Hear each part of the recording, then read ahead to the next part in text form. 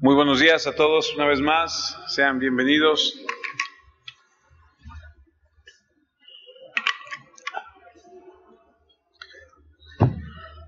Espero esté muy bien, espero se encuentre bien. Si me permite, antes de comenzar, me gustaría orar y le pido que me acompañe. Así que ahí donde está sentado, vamos a orar. Padre eterno, antes de entrar a tu palabra esta mañana, Señor, queremos dirigirnos ante ti una vez más, en el nombre de nuestro Señor y Salvador, tu Hijo Jesucristo. Queremos dirigirnos a ti en oración, Señor, antes de estudiar tu palabra, para pedir tu dirección. Para pedir, Señor, la sabiduría, el entendimiento, la comprensión, y como tú mismo dices en tu palabra, la revelación de ella. Pedimos que nos guíes a toda verdad, que nos ayudes a comprender, para poder aplicar a nuestra vida tu palabra, la cual es santa, la cual es pura, Señor.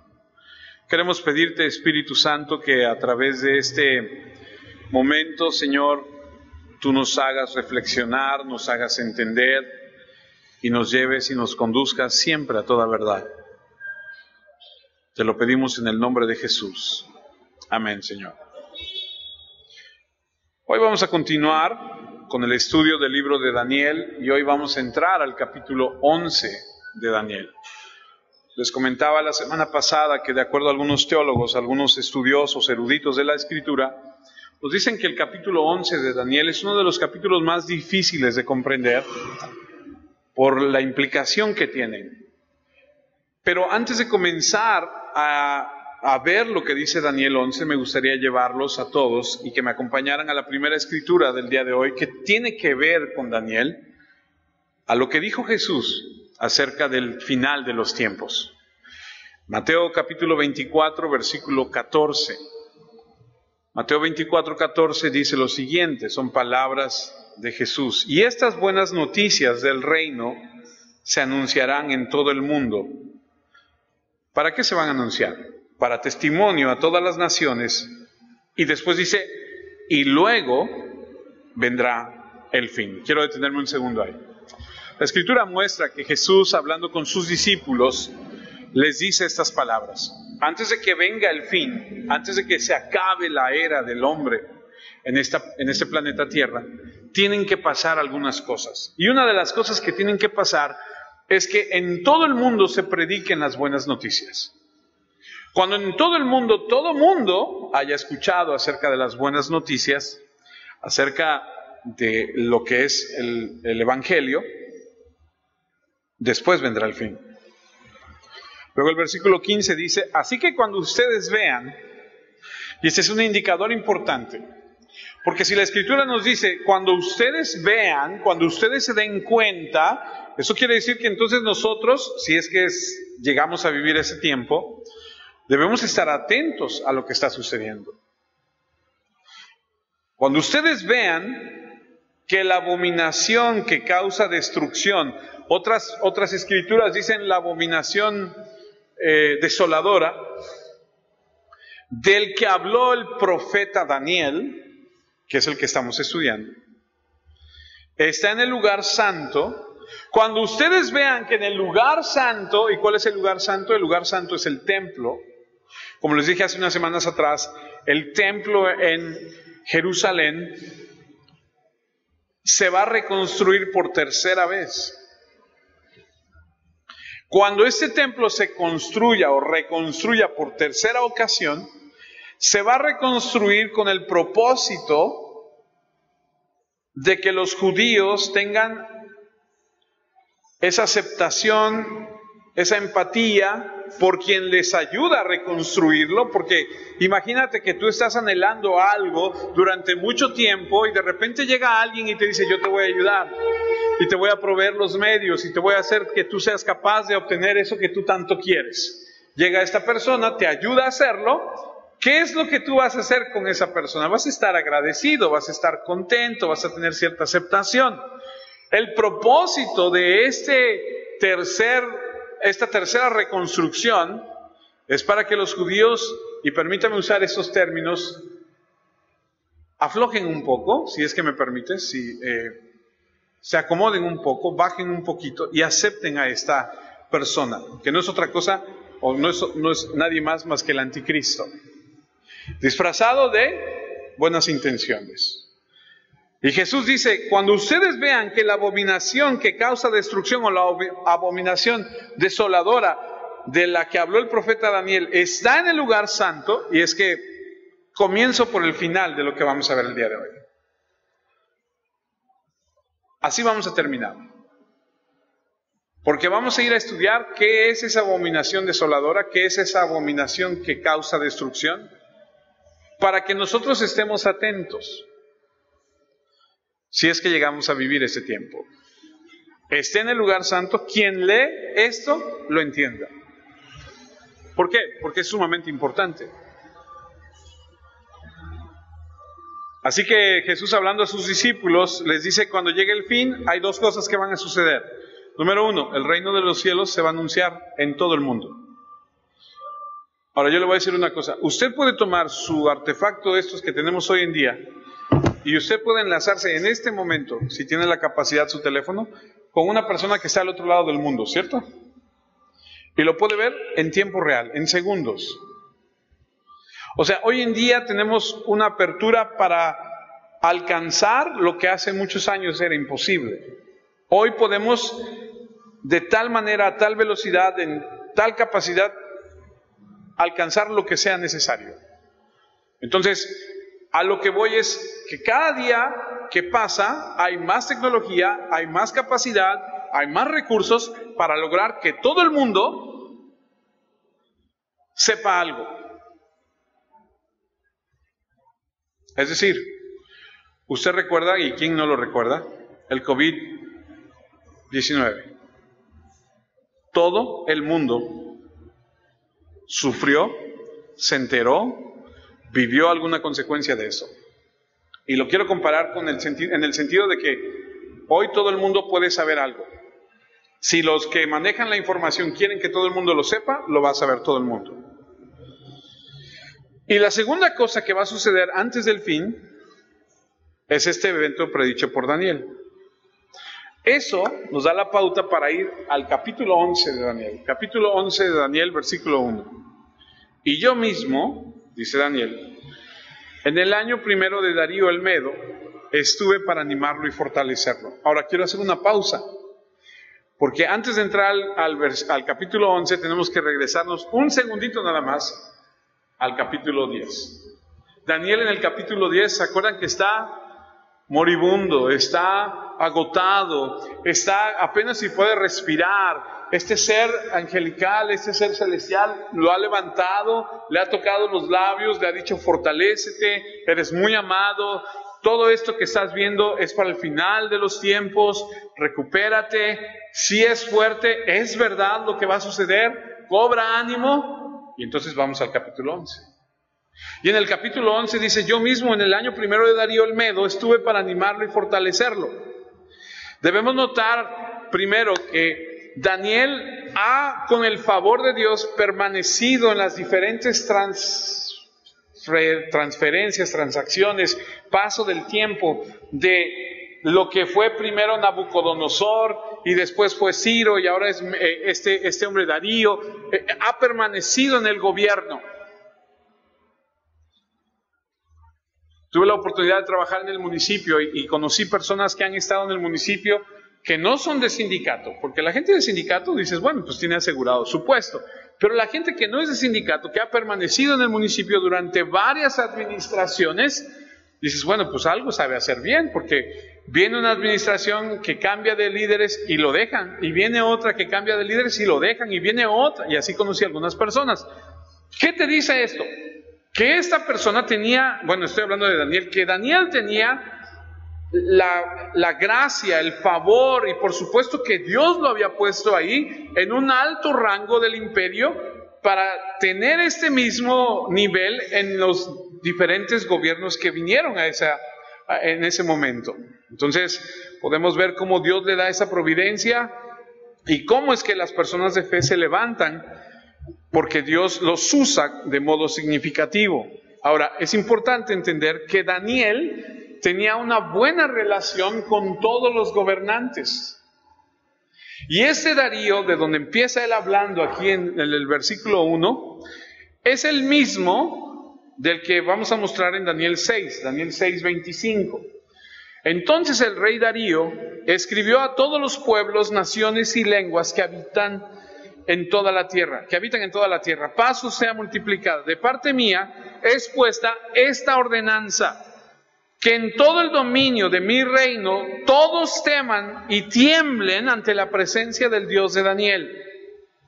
Ahora, le ponemos una pausa ahí. Para que este rey Darío pueda decir esto a todos los súbditos que él tiene en su reino, es porque este hombre conoce del Dios de Daniel.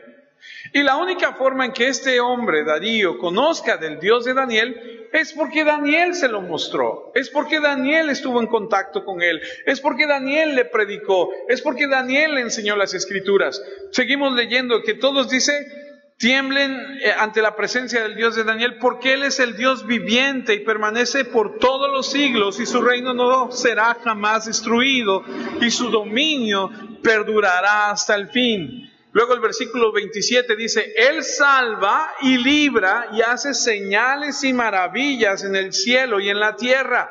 Él ha librado a Daniel del poder de los leones, por si usted no se acordaba. El foso de los leones de Daniel 6. Darío sabe, y sabe porque Daniel se lo predicó. Y entonces en el versículo 1 del capítulo 11, Daniel dice, yo estaba ahí con Darío y lo estaba animando, o sea, hay una relación. Versículo 2 de Daniel 11, y ahora yo te mostraré la verdad, y aquí que aún habrá 3 reyes de Persia, y el cuarto se hará de grandes riquezas más que todos ellos, y al hacerse fuerte con sus riquezas levantará a todos contra el reino de Grecia. Ahora, vamos a empezar a entrar en una dinámica de lo que está sucediendo en el capítulo 11, de conflictos, guerras entre 2 reinos. Y Daniel empieza introduciendo, ha habido 3, va a haber un cuarto, y ese cuarto va a hacer cosas tremendas. Y esto está conectado con lo que ya vimos en unos capítulos anteriores. Pero lo que le quiero decir es que en este momento que Daniel empieza a explicar, o que empieza él a mostrar todo lo que él ha visto, creo que es una manera de decirnos a nosotros, la época que tú vivas, lo que tú veas, tú permanece fiel. Porque todos hemos vivido por situaciones distintas y diferentes, y lo viviremos diferente. Y todos hemos, como dice el dicho, cada quien habla de la feria como le ha ido en ella, ¿cierto? Entonces, a lo mejor unos dicen, no, pues a mí me ha ido más o menos, no, a mí me ha ido muy mal, no, yo muy bien. Pero creo que lo que está queriendo decir aquí es que no importa cómo esté la situación, tú debes permanecer fiel. ¿Qué vamos a estudiar? ¿Qué vamos a ver? Daniel empieza diciendo, habrá 3 reyes en Persia y el cuarto se hará de grandes riquezas más que todos ellos. Y dicen algunos comentaristas que esta es una forma de expresar, hay 3 más, hay uno más, es una forma en la que se expresan los proverbios, que por cierto, si Dios nos da vida y nos permite, en enero, por como vamos desarrollando el libro de Daniel, que tiene nada más 12 capítulos, en enero empezaremos el estudio del libro de Proverbios. Y en los Proverbios podemos ver que así se habla. Hay 3 cosas y una cuarta más, o sea, es una forma en la que se hacía referencia, o de la forma en la que se hablaba, hasta de una manera ciertamente poética. La misma manera de escribir, y la razón por la que resulta importante es porque es una fórmula de escribir textos de sabiduría, de una literatura bíblica, con el propósito de impartir esa sabiduría, y Daniel utiliza esa misma técnica literaria inspirada por el Espíritu Santo con el fin de comunicarnos de que si entendemos y aplicamos esto a nuestra vida, esta revelación, seremos personas que viviremos de manera sabia y tendremos acceso a la verdad de Dios. Y lo que llama la atención de esto es que dice que habrá un cuarto que se hará de grandes riquezas más que todos ellos. Y la implicación de esta frase de 4 reyes más en Persia, La mejor manera de saber de qué habla, porque él empieza diciendo esto, va a haber, o se van a levantar y va a haber un cuarto, y la mejor manera de interpretarlo no es buscar qué dice fulano, qué dice sutano. Es bueno, yo estudio y le confieso, yo estudio, veo qué dice fulano, escucho qué dice fulano, leo aquí, leo allá, y trato de llevar el estudio de la manera más apegada a lo que dice la Escritura, pero lo mejor es interpretarlo con la misma Biblia. La misma Biblia te va llevando, y entonces, si me permite, vamos a leer lo que dice Esdras, capítulo 4, que de acuerdo a los teólogos vivió en el mismo tiempo del imperio medo-persa. Esdras capítulo 4, versículo 5, nos puede dar un poquito más acerca de lo que está refiriéndose Daniel. Y cuando leemos Esdras capítulo 4, versículo 5, nos encontramos con el mismo Darío, rey de Persia. Aquí la situación es que, Clau, puedes darle al siguiente. Daniel capítulo 11, versículo 1 nos habla de este mismo Darío, pero lo refiere como Darío el Medo. Regrésate. Esdras 4:5 dice Darío, rey de Persia. Si usted se da cuenta, los medo-persas es un imperio que está dividido en dos, y lo que dicen los comentaristas es esto: Darío es llamado el Medo, pero también es llamado el Persa. Y lo único que comprueba es que estos dos términos pueden usarse indistintamente. ¿Por qué lo menciono? Porque Esdras tiene información de Daniel. Y lo que Esdras nos va a decir a continuación en el versículo 6 es lo siguiente: en el reinado de Asuero, en el principio de su reinado, escribieron acusaciones contra los habitantes de Judá y de Jerusalén. Y luego el versículo 7 dice, también en días de Artajerjes, y entonces nos va dando una serie de Darío, Asuero, Artajerjes, y nos va mostrando los reyes. Lo que Daniel está diciendo, pero dice, pero falta uno, el cuarto. Ese va a ser más grande que estos, va a ser mucho más poderoso. No pierda de vista que lo que estamos estudiando es para las cosas que van a venir en un futuro. Ahora, debo aclarar esto porque creo que es muy importante. Algunas personas han estudiado, han leído y tienen conocimiento de la historia universal, y estos versículos de Daniel lo relacionan con lo que la historia universal nos dice acerca de... ¿Usted ha escuchado hablar de Alejandro Magno? Un griego, un rey griego. Alejandro Magno, a la edad de 33 años, lloró porque no había más imperios que conquistar. Conquistó todo lo que podía conquistarse a la edad de 33 años. Fue un estratega militar impresionante, un general increíble, que logró lo que muy pocos han logrado. Y este hombre, Alejandro Magno, tuvo 4 generales, que cuando Alejandro Magno murió, su imperio se dividió entre esos 4 generales.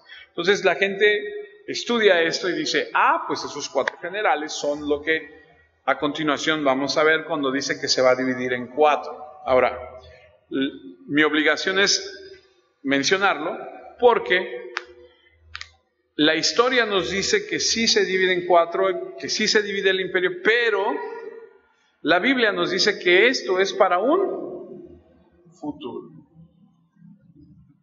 Y si nosotros decimos, pues es Alejandro Magno y tiene que ver con este otro hombre, Antioquio, se me va el nombre, ahorita se los voy a decir, que es otro griego que vino y que hizo una serie de cosas espantosas, entonces ya no es para el último tiempo. Entonces ya pasó. Entonces tenemos que estudiarlo de acuerdo a lo que dice la Escritura. Recuerden que Daniel 8:3 ya había mencionado acerca de este pequeño cuerno que se va a hacer más grande, si eres tan gentil. Daniel 8:3, alcé los ojos y miré, y aquí un carnero que estaba delante del río y que tenía 2 cuernos, y aunque los cuernos eran altos, uno era más alto que el otro, y el más alto creció después. Este se hace referencia a los últimos días y se menciona varias veces ahí.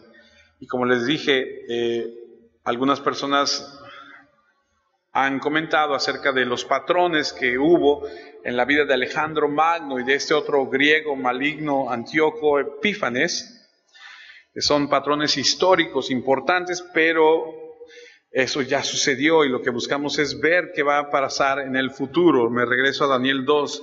Y ahora yo te mostraré la verdad. Y aquí que aún habrá 3 reyes en Persia, y el cuarto será de grandes riquezas más que todos ellos, y al hacerse fuerte con sus riquezas levantará a todos contra el reino de Grecia. Esta Grecia es lo que aprendimos hace unas semanas atrás, que para los que viven en esta zona de donde está Daniel, Grecia es denominado Europa. O sea, es decir, cuando se referían a Grecia, estaban hablando de esa parte del mundo que no es Grecia como tal el país, sino la zona, y se refiere a Europa. Versículo 3 de Daniel 11, luego gobernará un rey muy poderoso. Ese rey conquistará un gran imperio y hará todo lo que quiera. Debo comentarle que el estudio de Daniel 11, del que estamos hablando ahorita, yo basé muchas de mis notas en un estudio que hace un judío, maestro de la escritura mesiánico, que entiende la lectura original y hace una referencia muy interesante acerca de haré todo lo que quiera. Y cuando dice esto, él comenta en sus notas, este término donde dice que este rey hará todo lo que quiera, nos indica que actuará en orgullo, en motivaciones propias, arraigado en Satanás mismo. Y luego a continuación dice algo que me gustó mucho, porque recuerda que las personas que son salvas no hacen lo que quieren. Ahora, te lo voy a decir en otros términos. Si tú haces lo que tú quieres con tu vida, entonces tú no estás rendido a los pies de Jesucristo. Porque nosotros no hacemos lo que nos da, perdónenme la expresión, nuestra gana. Nosotros estamos sujetos y sometidos a la voluntad de aquel que con su vida nos ha dado una vida nueva. Entonces esta expresión de que hará lo que quiera nos indica que no hace lo que le place a Dios, sino que hace su voluntad. Y el ejemplo mayor que tenemos es Jesucristo estando en el huerto diciéndole al Señor, si es posible, pasa de mí esta copa, pero no se haga mi voluntad, sino la tuya. Y entonces podemos entender que este rey que se va a levantar, que va a ser muy poderoso y que hará lo que se le antoje, no es un hombre conforme a lo que Dios quiere. Esa es la verdadera diferencia entre el verdadero Cristo y el anticristo. El verdadero Mesías hace la voluntad de su Padre, vive una vida sacrificial de obediencia, y el falso Mesías es dirigido por los deseos de su carne. Es alguien que es utilizado por Satanás. Y esta frase nos indica que este rey singular será mencionado más adelante como una referencia al anticristo. Versículo 4 de Daniel 11. Pero en el momento en que el rey tenga más poder, su reino será dividido en 4 partes: norte, sur, oriente y occidente. No lo heredarán sus descendientes y no será tan poderoso, de manera que pasará a manos extrañas. Y esta es la versión o la indicación de que algunos dicen, ese fue Alejandro Magno, sus 4 generales. Alejandro Magno no tuvo hijo, no tuvo a quien dejarle todo su imperio, se lo dividió a los 4 generales y ellos hicieron y se dividió. Y lo hemos mencionado, no es una división para término, sino una división de diversificación para fortalecer, que de acuerdo a lo que hemos estudiado es un nuevo imperio medo-persa, y dijimos que es lo que algunos teólogos creen que es hoy en día el Islam. lo que estamos viendo a través de todo el mundo, el crecimiento del Islam, el fortalecimiento de la ideología del Islam, de cómo la gente está actuando en ese sentido y que están regados por todo el mundo. Y entonces debemos una y otra vez recordar que lo que estamos estudiando es un indicador de lo que va a ocurrir en los últimos días. Y lo que vemos, o cómo vemos que ocurrirá todo esto, es que cuando el Mesías nos enseña sobre esto, nos enseña que habrá muchas guerras. ¿O sea que las guerras no van a terminar? No. Las guerras van a ir en aumento y en aumento y en aumento. Si usted ha estudiado un poco de la historia, usted sabrá que ha habido guerras siempre. Y cuando no es aquí, es allá. Y cuando no es allá, es en varios lados al mismo tiempo. O sea, ha habido países que han estado en guerra muchos años.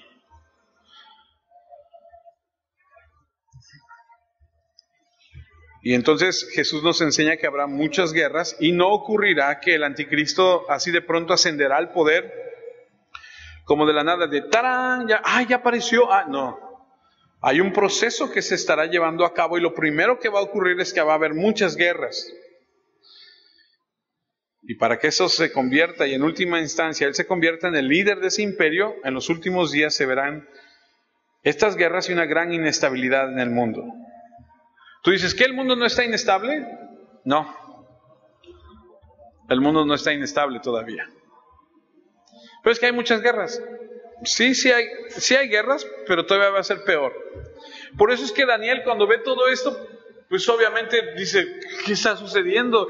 Y sus piernas le tiemblan y le pasa todo lo que le pasa. Ahora, versículo 5, dice Daniel 11:5, el rey del sur, y aquí empieza a distinguirse un poquito más de lo que va a suceder en los últimos días. Y cabe notar que va a haber la mención de estos dos reyes, un rey del sur y un rey del norte. Y estos dos reyes, en esos tiempos, van a estar, entre ellos va a haber una situación continua. Y el que está en medio es Israel. Ahora yo le voy a preguntar algo. ¿Usted se ha preguntado alguna vez por qué Israel es tan importante? ¿Por qué Israel siempre está en medio de todo? ¿Alguna vez lo ha pensado? Si dicen, pues ni siquiera tiene tanta riqueza, así que diga, tiene diamantes, o tiene oro, o tiene mucho petróleo. Es hasta cierto punto un país semidesértico, no es muy grande. Alguna vez escuché algún comentario que decía, algún chiste que decía, híjole, cómo Dios le dio México a los mexicanos, y México es riquísimo, tenemos todos los climas de todo el mundo, tenemos oro, petróleo, tenemos plata, tenemos peces, tenemos todo. Y alguien respondió, pues sí, pero ahí puso a los mexicanos, entonces no hay problema. O sea, es decir, tenemos en nuestro país mucho más riquezas naturales que muchos países. Israel no tiene pero entonces, ¿por qué tanto problema? ¿Por qué? O sea, si algunos ni siquiera lo reconocen y otros se lo pelean, y se lo han peleado desde hace muchos años, y lo han invadido y se lo han reconquistado y se lo han quitado a otros, y una de problemas, bueno, lo estamos viendo aquí con Daniel. ¿Por qué?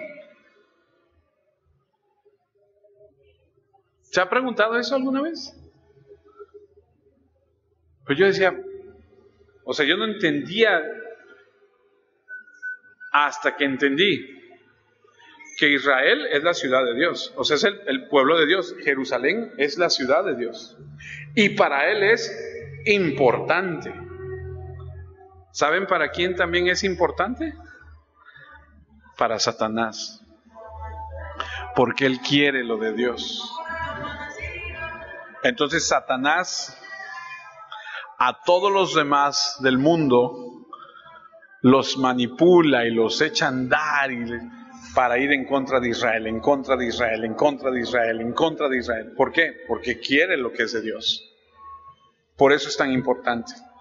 Y entonces el versículo 5 nos dice que el rey del sur será fuerte, pero uno de sus generales será más fuerte que él y tendrá un imperio enorme.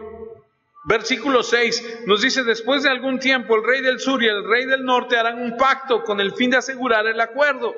El rey del sur dará a su hija en matrimonio al rey del norte, pero fracasará.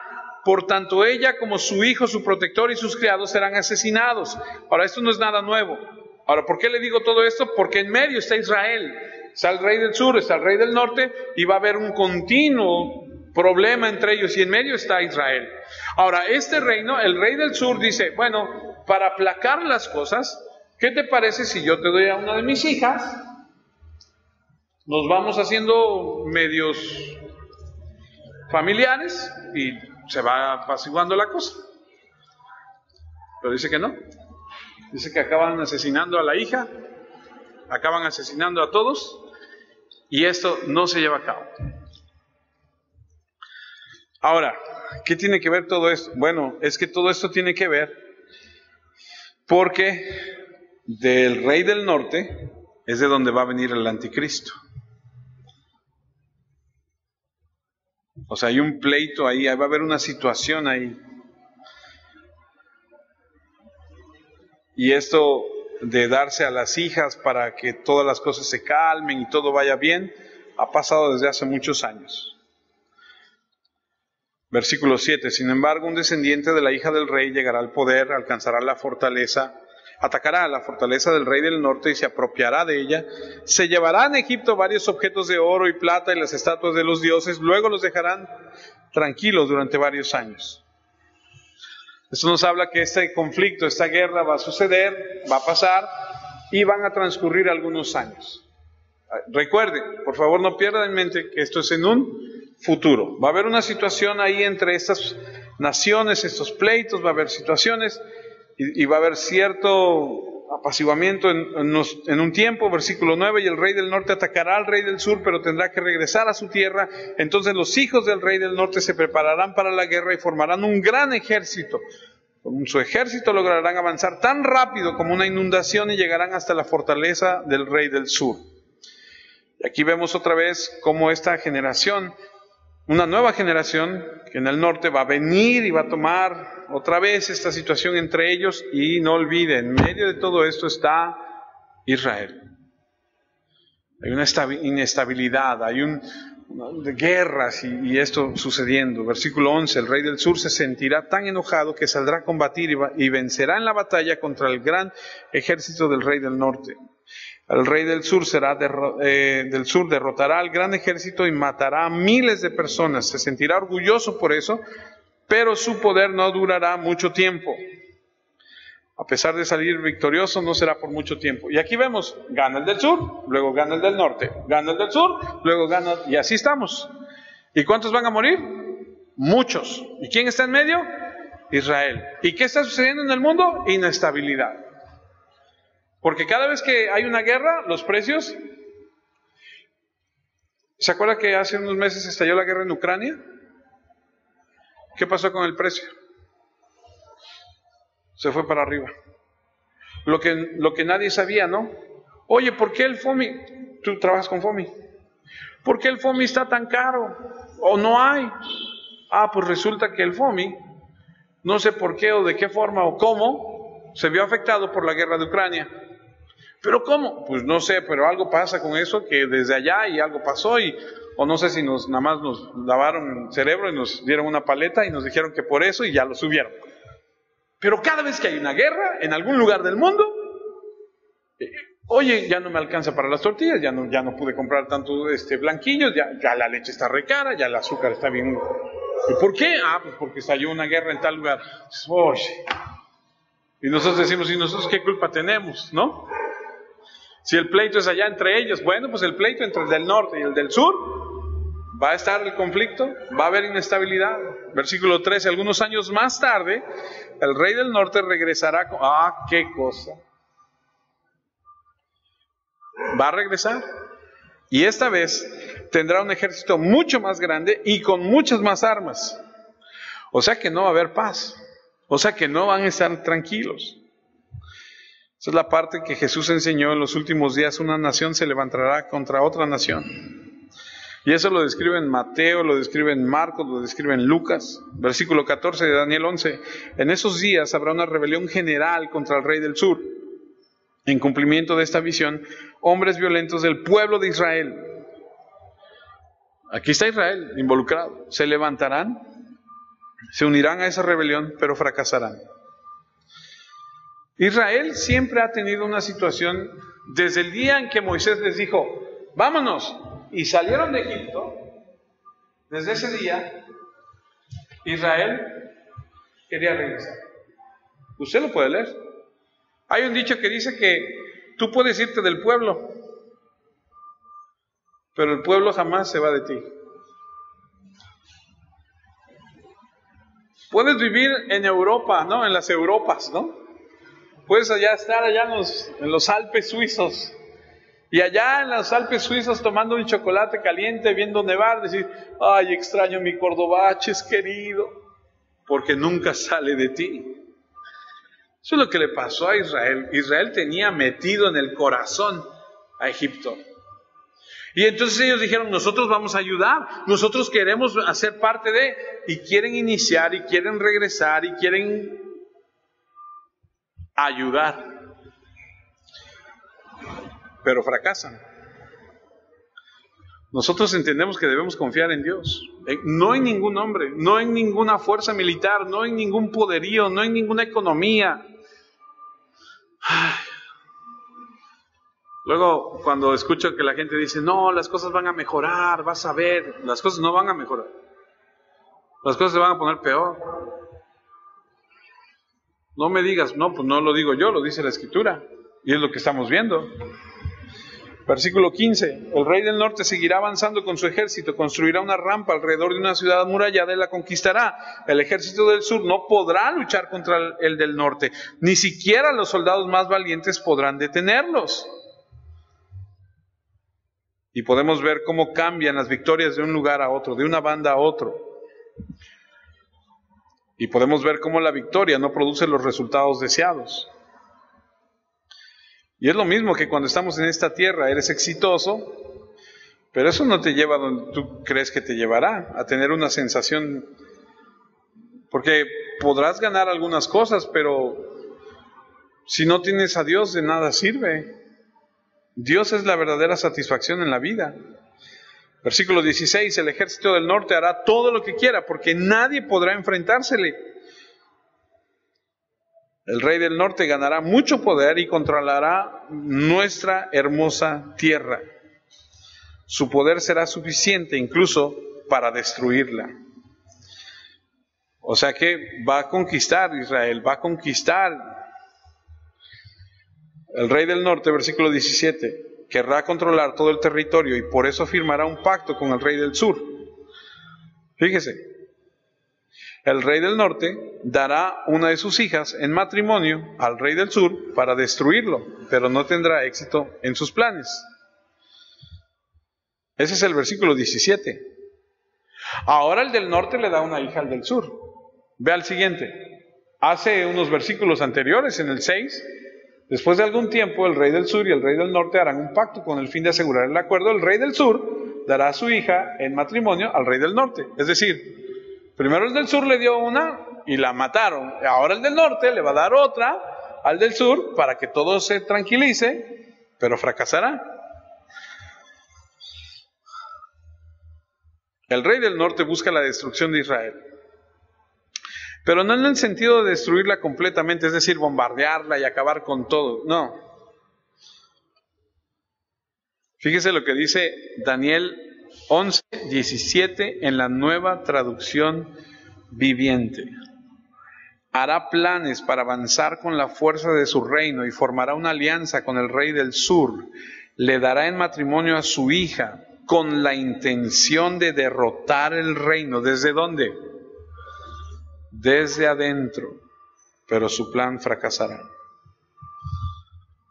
O sea, el hombre es malvado de por sí. O sea, te voy a dar a mi hija, pero hija, cuando tú estés allá adentro me vas a estar diciendo todo lo que sucede y me vas a... O sea, No es realmente una intención genuina de decir, vamos allá a enterrar el hacha, vamos a fumar la pipa de la paz, como decían sus ancestros de ustedes, los indios norteamericanos. No, o sea, esta gente quiere destruir y quiere meterse por la puerta de atrás, quiere hacer todas esas cosas. El mundo no quiere que venga el reino de Dios.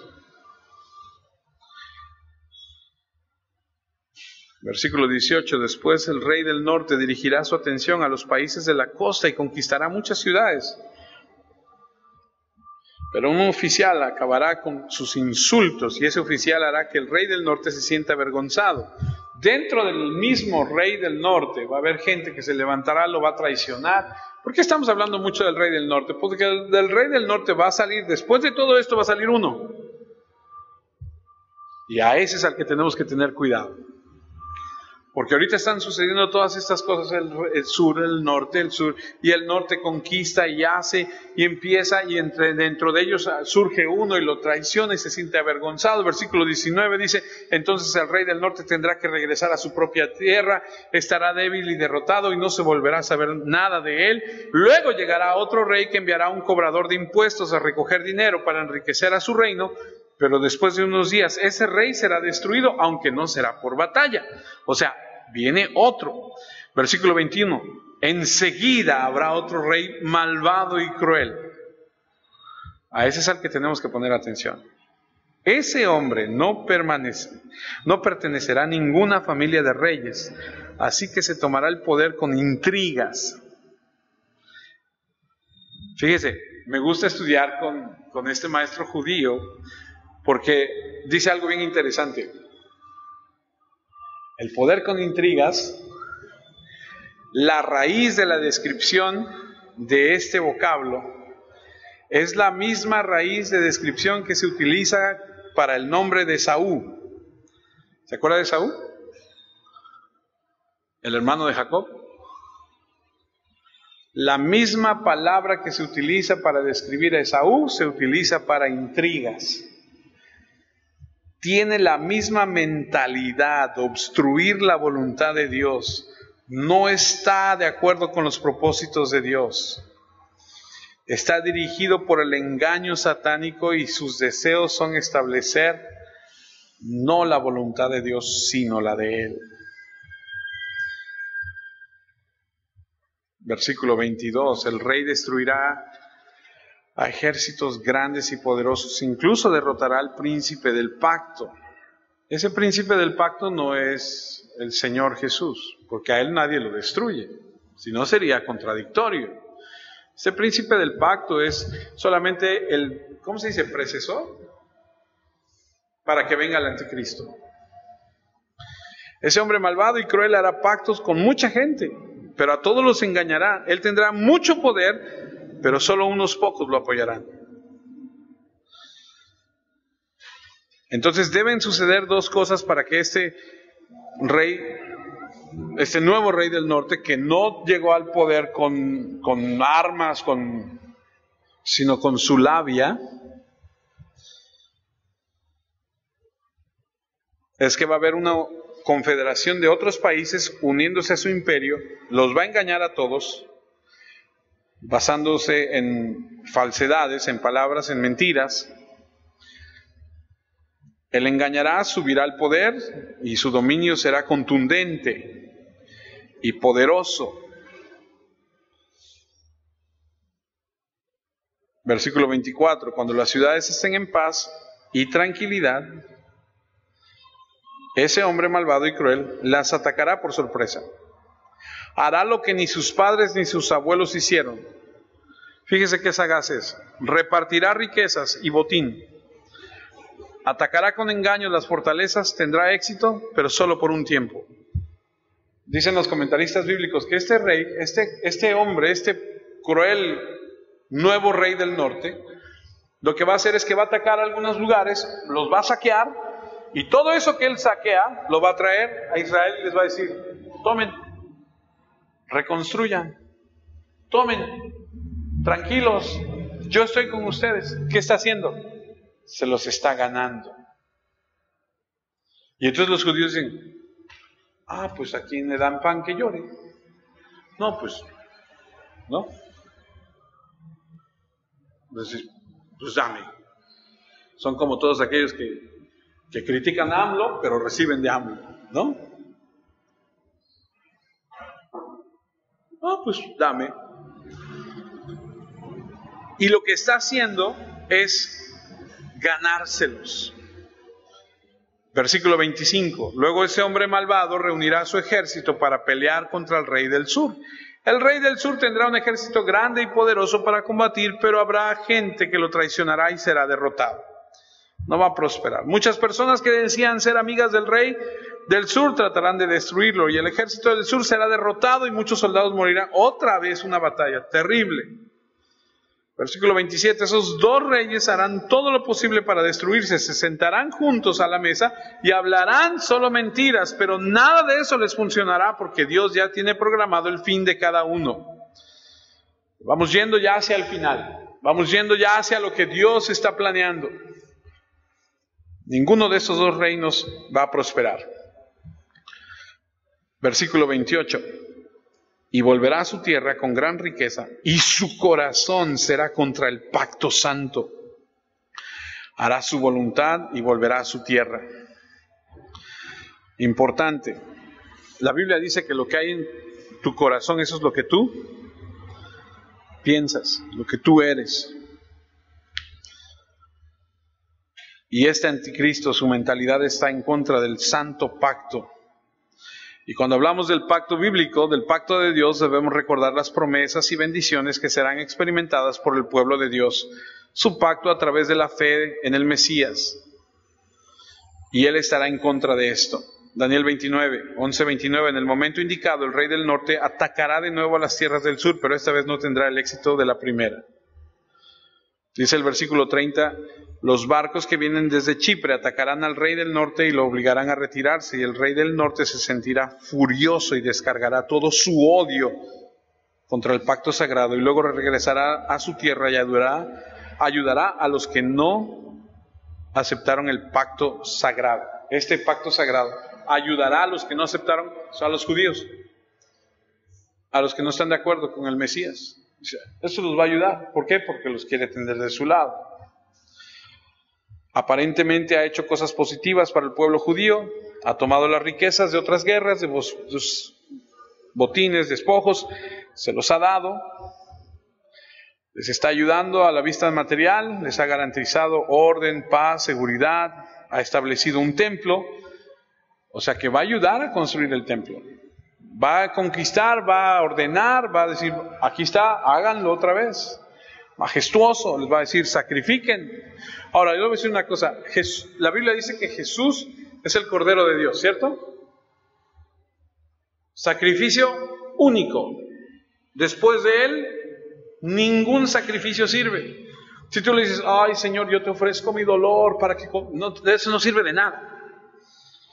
Yo he escuchado gente que dice, ay, pues yo te ofrezco mi dolor para que... Nada, no sirve de nada. Jesús vino, murió, derramó su sangre y eso pagó todo.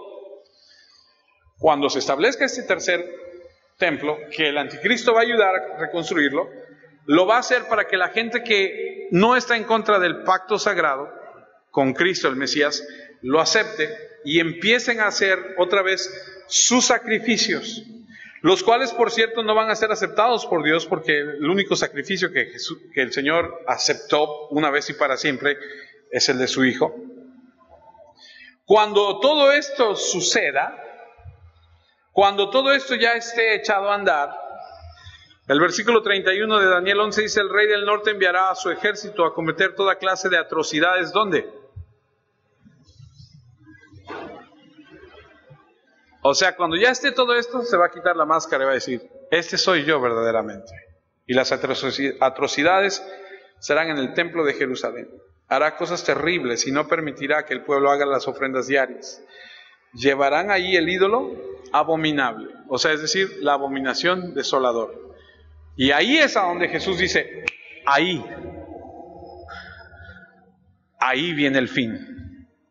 Porque el Señor va a decir, hasta aquí. Se acabó. Y lo que viene después de esto, amados, es cuando el Señor dice, los míos, vámonos. Ya les dije que algunos dicen, no, nosotros nos quedamos, que se queden, los que nos vamos a ir, nos vamos con Él. Y entonces va a venir otra situación.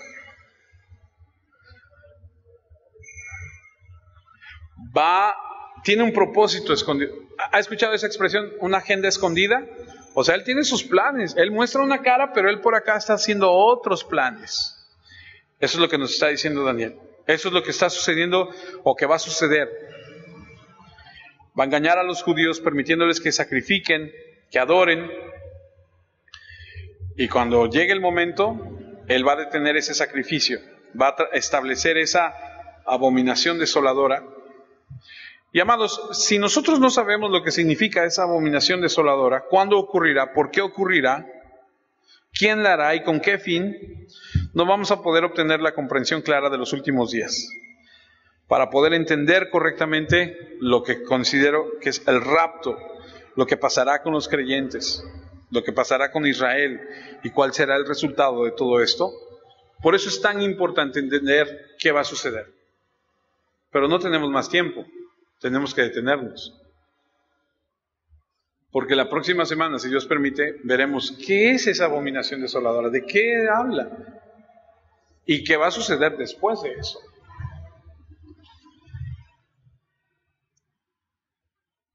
No sé si a lo mejor de repente tú escuches esto y digas, pues esto quién sabe cuándo va a pasar. O sea, no sé qué actitud tengas tú y solo Dios sabe la actitud que cada quien tiene. Y ciertamente a lo mejor no lo veamos. Pero ¿qué tal si Dios te concede vivir 30 años más y sucede en 30 años? Y tú dices, ah, caray, ya está pasando esto, ah, ya está pasando aquello, ah, ya está sucediendo aquello. No lo sabemos. Lo que sí debemos entender es que hay un proceso que se está llevando a cabo, que día a día se va acercando más y más el tiempo de la segunda venida de nuestro Señor Jesucristo. Y tenemos que estar preparados. Oremos.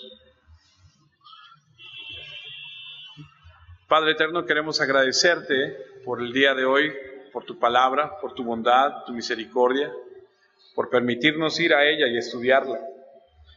El día de hoy, Señor, queremos pedirte tu sabiduría y pedirte, Padre, que nos ayudes a retener tu palabra en nuestro corazón. Por favor, guíanos a toda verdad y ayúdanos a permanecer en ella.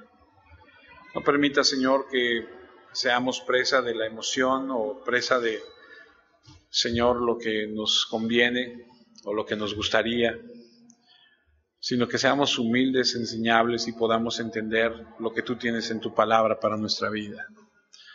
Ayúdanos a crecer y a madurar para vivir de tal forma que te agrade nuestra vida. Pedimos todo esto en el precioso nombre de aquel que un día regresará por su pueblo. Aquel que entregó su vida en un madero en obediencia, derramando hasta la última de su gota de sangre por nosotros. Nuestro Señor y Salvador, el Cordero que quita el pecado del mundo, nuestro Señor Jesucristo. Padre, los sucesos que están ocurriendo en el mundo, lo que va a suceder, todo está bajo tu control, todo está planeado, tú tienes, Señor, el control de todo. Van a venir guerras, van a venir muchas situaciones difíciles, algunos no lo veremos, algunos ya no estaremos, algunos sí estarán.